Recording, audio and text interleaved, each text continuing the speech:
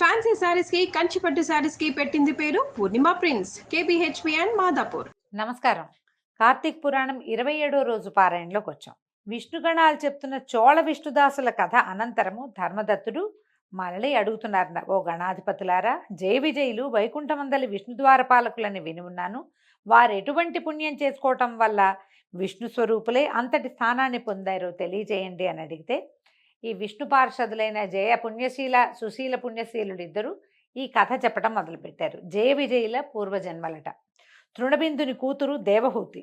ఆమె యందు కర్దమ ప్రజాపతి యొక్క దృక్స్ఖలనం జరగటం వల్ల ఇద్దరు కుమారులు కలిగారు. వాళ్లలో పెద్దవాడు జయుడు, రెండోవాడు విజయుడు.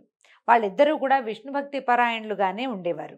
అనంతరము అష్టాక్షరి మంత్రాన్ని ఉపనయనానంతరము అష్టాక్షరి మంత్రాన్ని జపించటం వల్ల వాళ్ళు విష్ణు సాక్షాత్కారాన్ని కూడా పొందారు. వేద విధులయ్యారు. యజ్ఞాలు చేయించడంలో ప్రజ్ఞ కలవారుగా ప్రసిద్ధి పొందారట. అందువలన మరుత్తుడనే రాజు వీళ్ళిద్దరి వద్దకి వచ్చి తన చేత యజ్ఞం చేయించవలసిందిగా కోరుకున్నాడు. అన్నదమ్ములిద్దరూ కలిసి వెళ్ళి ఒకడు బ్రహ్మ, మరొకరు యాజకులుగా ఉండి ఆ యజ్ఞాన్ని దిగ్విజయంగా నెరవేర్చారు. మరి సంతుష్టుడైన మరుత్తు వారికి అగణితమైన దక్షిణలు ఇచ్చాడు. ఆ సొమ్ముతోటి అన్నదమ్ములిద్దరూ ఎవరికి వాళ్ళుగా విష్ణు యజ్ఞాన్ని నిర్వర్తించాలని భావించారు. తదర్థంగా మరుత్తు ఇచ్చిన మహాదక్షిణని పంచుకోవటంలో ఇద్దరికి తగాదాలు వచ్చాయి. ఇప్పటిదాకా అన్నీ బాగానే ఉన్నాయి. కలిసి పుట్టారు, కలిసి పెరిగారు, కలిసి చదువుకున్నారు, కలిసి పెద్ద పెద్ద యజ్ఞాలు చేయించారు. సొంతంగా నేను నాది అన్న భావన వచ్చేసరికి కొట్లాట వచ్చింది. ఇప్పుడు కూడా మన లోకంలో ఇలాంటివే జరుగుతాయి. ఆ నేను అనే నా సంసారం, నా వ్యవహారం, నా వ్యాపారం లాంటి ఆలోచన వచ్చిందంటే గొడవలు మొదలవుతాయి. పూర్వకాలం నుంచి కూడా ఇది ఇలాగే ఉండింది. అయితే ఇద్దరికి చెరిసగం అనేది జయుడి వాదన. తనకు ఎక్కువ వాటా కావాలని విజయుడు కోరాడు. ఈ వాదోపవాద క్రోధంతో జయుడు అలిగి నువ్వు మొసలివైపొమ్మని శపించాడు. అంతటితో జయుడు ఊరుకోకుండా తన అహంకారంతో నన్ను శపించిన నువ్వు అహంకారివైన సామజాని అవుతావులే అని ప్రతి శాపం ఇచ్చాడు. సామజము అంటే ఏనుగు. ఒకళ్ళు మొసలిగా, ఒకళ్ళు ఏనుగుగా పుట్టాలని ఒకళ్ళనొకళ్ళు శపించుకున్నారు. ఇలా పరస్పర శక్తులైన ఆ సోదరులిద్దరూ విష్ణువార్చన చేసి ఆయనను సాక్షాత్కరింప చేసుకున్న వారే తమ శాపాలను తత్పూర్వాపరాలను కూడా విన్నవించుకుని శాప విముక్తికై ఆ శ్రీహరినే ఆశ్రయించారు. హే భగవాన్, నీకింతటి చేరువ భక్తులమైన మేము మొసలిగాను ఏనుగాను పుట్టడం చాలా ఘోరమైన విషయము. అందువలన మా శాపాల నుంచి మమ్మల్ని మరలించు, మా పాపాలని తగ్గించు అని పదే పదే విన్నవించుకున్నారు. అందుకు మందహాసం చేసినటువంటి అంబుజనాభుడు, జయ విజయులారా, నా భక్తుల మాటలు పొల్లుపోనీయకపోవటమే నా విధి. వాటిని అసత్యాలుగా చేసే శక్తి నాకు కూడా లేదు. పూర్వం ప్రహ్లాద వాక్యం కోసం నేను స్తంభం నుంచి ఆవిర్భవించాను. భగవంతుడు ఎందుకు స్తంభం నుంచి పుట్టాడండి? ప్రశ్నించాడు హిరణ్యకశిపుడు. ఈ స్తంభంలో ఉంటాడా అని. హరంటే ఇందుగలడందులేడని సందేహం అవ్వలేదు, వలదు చక్రి సర్వోపగతుండు అని చెప్పాడు. ఎక్కడైనా భగవంతుడు ఉంటాడని ప్రహ్లాదుడు చెప్పాడు కాబట్టి ఈ స్తంభంలో ఉన్నాడా అని ప్రశ్నించి ఆ స్తంభాన్ని పగలగొడితే ఆ స్తంభం నుంచే భగవంతుడు పుట్టాడు. భక్తుల వాక్యాల్ని అబద్ధం కానీయడు. అందుకని ఎప్పుడు కూడా సత్యము, నిజము, సంబద్ధమైన మాట మాట్లాడుతూ ఉండాలి. భక్తులైన వాళ్ళు తొందరగా ఇతరులను శపించేసేటాలు, శాపనార్థాలు పెట్టటాలు అలాంటివి చేయకూడదు. అవి నిజమైపోతాయి పాపం. అయితే ఏమంటున్నారు? పూర్వం ప్రహ్లాద వాక్యం కోసం స్తంభం నుంచి ఆవిర్భవించాను. అంబరీషుని వాక్యం ప్రకారము అతనికి లభించిన దశావతార శాపాలని నేనే ధరించాను.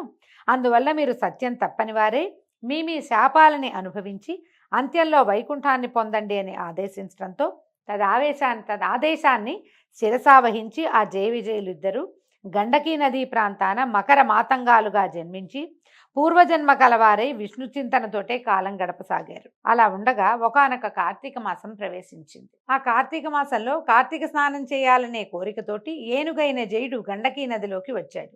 నీటిలోకి దిగిందే తడవుగా అందులోనే మొసలిగా ఉన్న విజయుడు ఏనుగును గుర్తించి దాని పాదాన్ని బలంగా నోటకరిచాడు. విడిపించుకోవడానికి చేసిన ప్రయత్నాలు విఫలం కావడంతో గజదేహుడైన జయుడు విష్ణువుని పరిపరి విధాలుగా ప్రార్థించాడు. తలచిందే తడవుగా ప్రత్యక్షమైన తార్క్యవాహనుడు తన చక్రాయుధాన్ని ప్రయోగించి ఆ కరిమకరాలు రెండింటినీ ఉద్ధరించి వారికి వైకుంఠ ప్రాప్తిని కలిగించాడు. తదాదిగా ఆ స్థలము హరిక్షేత్రంగా విరాజిల్లసాగింది. విష్ణు ప్రయుక్త చక్రాయుధం ఒరిపిడి వలన ఆ గండకీ నదిలోని శిలలు చక్ర చిహ్నాలతో కూడుకొన్నవయ్యాయి. ఓ ధర్మదత్త, నీచే అడుగబడిన వారైన విష్ణుద్వారపాలకులు పాలకులు జయ విజయులు వారిద్దరే. అందువల్ల నీవు కూడా దంభమాత్సర్యాలను దిగనాడి సమదర్శనుడివై సుదర్శనాయుధునుడి చరణసేవని ఆచరించు. తులా మకర మేష సంక్రమణాల్లో ప్రాతస్నానాలు ఆచరించు. తులసీవన సంరక్షణ మందు నిష్టగలవాడవై ప్రవర్తించు. తులసి చెట్టుని రక్షించాలండి. ఇది యథావిధిగా తులసి చెట్టు ఆమె నిద్రపోయేలాగా చేయకూడదు.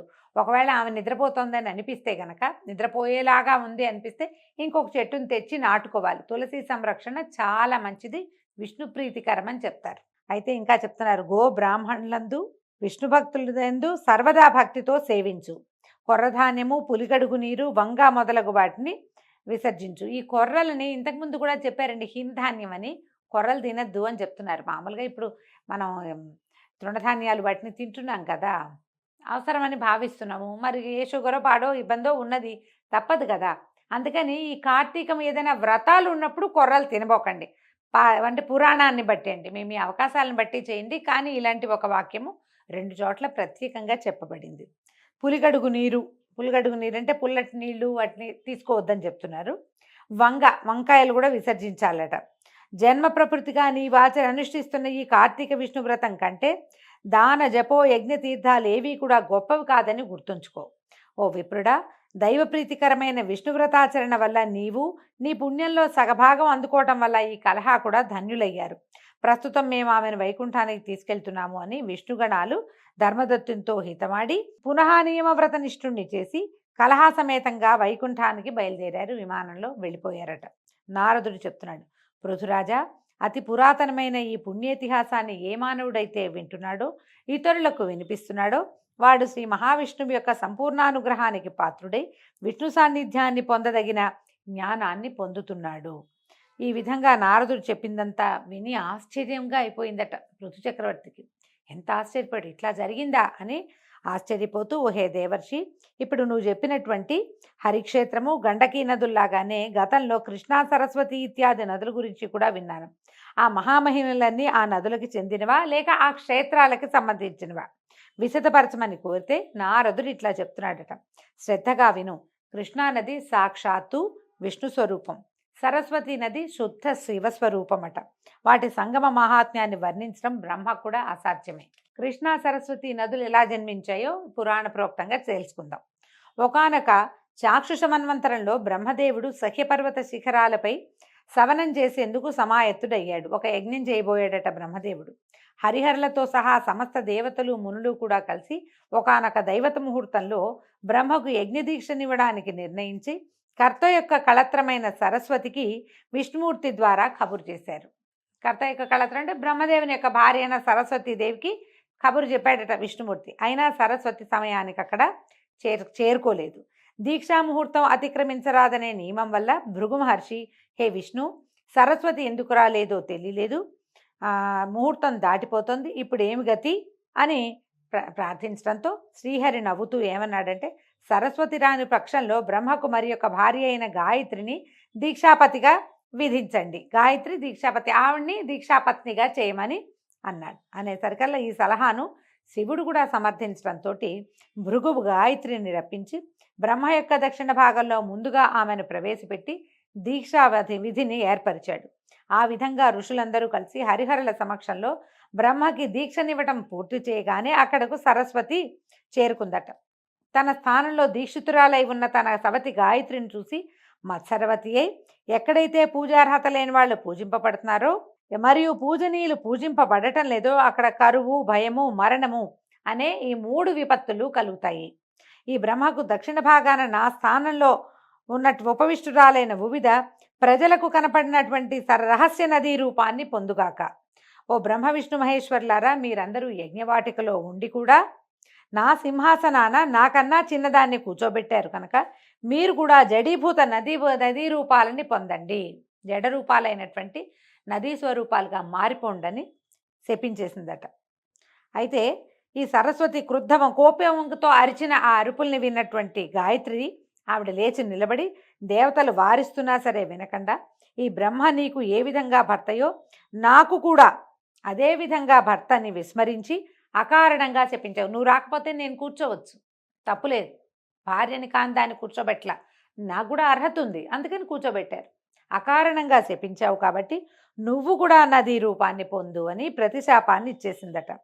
ఇప్పుడు హరిహరులు వాణిని సమీపించి, మేము గనక నదులమైనట్లయితే లోకాలన్నీ అతలాకుతలం అయిపోతాయమ్మా, కనుక అవివేక భూయిష్టమైన ఈ శాపాన్ని మళ్లించమన్నారట. మళ్లించమంటే ఆవిడ ఒప్పుకోలేదు. నా శాపాన్ని మళ్లించరు, నాకు వచ్చిన కోపం ఎలా తీరుతుంది, శాపాన్ని మళ్లిస్తే కోపం తీరదు.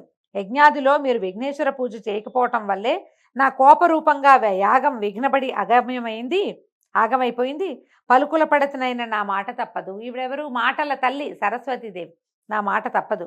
మీరందరూ నదీ రూపాలని ధరించి మీ అంశలు జడత్వాన్ని వహించవలసిందే. ఇప్పుడు అంశలు జడత్వాన్ని వహిస్తే ఎట్లాగండి? ఒక ఆయన పుట్టిస్తాడు, ఇంకో ఆయన పెంచుతాడు, 3 ఆయన పోగొడతాడు, మళ్ళీ పుట్టడానికి సమాయత్తం చేస్తాడు. ఈ పనులన్నీ మానేస్తే ఎట్లా కుదురుతుంది? సవతులమైన నేను గాయత్రి కూడా నదులమై పశ్చిమాభిముఖంగా ప్రవహించబోతున్నాము అని చెప్పింది. ఆమె మాటలు వింటూనే దేవతాంశలు, సకల దేవతాంశలు జడాలుగాను రూపాలు నదులుగాను పరిణమించాయి. ఆ సమయంలో విష్ణుమూర్తి కృష్ణానదిగాను, మిగిలిన వారు ఇతరేతర నదీ రూపాలుగాను మారిపోయారు.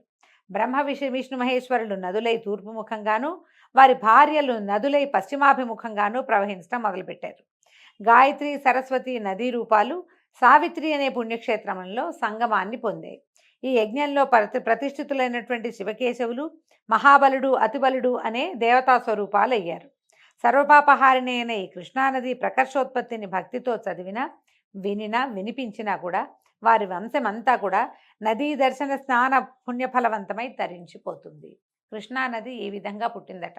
అందుకే కృష్ణ నల్లగా ఉంటుంది, విష్ణు స్వరూపం కాబట్టి ముదురు రంగులో ఉంటుంది. ఇది చెప్పినా కూడా సైన్స్ ఏం చెప్తుందండి? ఆ ప్రాంతపు నేలంతా రేగడి నేల అవటం వల్ల, నల్లటి మట్టి మీద ప్రవహించడం వల్ల నీరు ఇంచుమించుగా నది ఏ రూపంలో ఉన్న మట్టి సాయిల్ మీద ప్రవహిస్తే ఆ రంగులో కనపడుతుంది. కాబట్టి కృష్ణ నల్లగా దర్శనమిస్తుంది అంటారు. ఈ కృష్ణానది ఎట్లా నదిగా మారిందో తెలుసుకున్న దాన్ని చదివితే చాలా పుణ్యం లభిస్తుందట. నదిని చూసిన పుణ్యాన్ని మనం పొందుతాం. దీంతో 27వ రోజు పారాయణ పూర్తయిందండి.